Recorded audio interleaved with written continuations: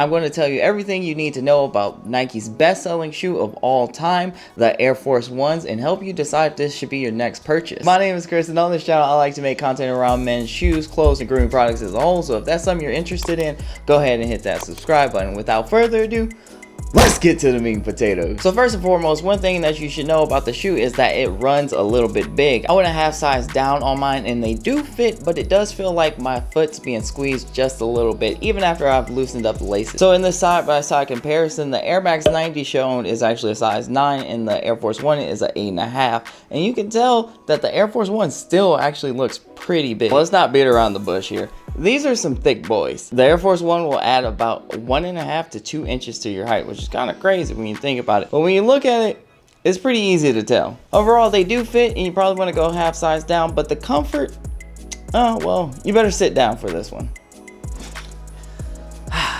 I honestly can't tell the difference between these and bricks when it comes to comfort. In my Air Max 90 review, I said that these were probably more comfortable than Air Max 90s, and that's just not true at all. Percy tried to tell me, and I just wouldn't listen. I didn't want to hear it. These things are going to take some breaking in, and stiff doesn't even begin to describe how hard these damn shoes are. The toe box has a decent amount of room in them, but like I said before, a little restrictive. I've been wearing my Air Max 90s a lot recently. With these in comparison to those, these don't even hold a candle to them. The insoles are attached by adhesive, so you can pull them out fairly easily if that's what you want to do. After some breaking in, they're not as bad, but my goodness, do not believe the hype about these being comfortable.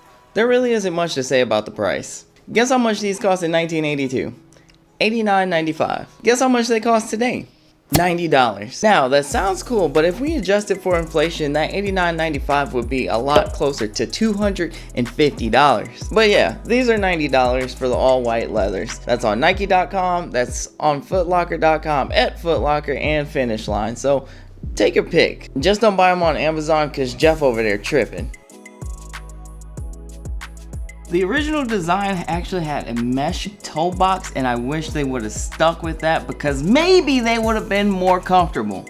Okay, I'm really done this time. The Air Force Ones feature a thick rubber outsole that actually has some pretty good stitching around it. The stitching on the sole is real. If you want the sole to look a little less thick, then maybe go with a multicolored outsole like the gum bottoms or something like that, and it'll give you some separation in the shoe so it doesn't look like it's one big piece at the bottom. The upper is full leather, which is good for the case of cleaning. It makes it really easy to clean these in comparison to other shoes that might feature multiple materials where you gotta really take into account those factors. However, it is a very stiff leather, and after a while you get that dreaded crease across the toe box, and after that, to me, the shoe's pretty much dead at that point. And the shoe tree might help to kind of maintain that, or some other methods, but you know how it is. The inside features a pretty good mesh actually that's breathable, and you got a lot of support around the ankle. It's not Air Max support again, but it is pretty good. And I will say, because of the stiffness of the leather and how hard of a shoe it is, these are really easy to slip on and off.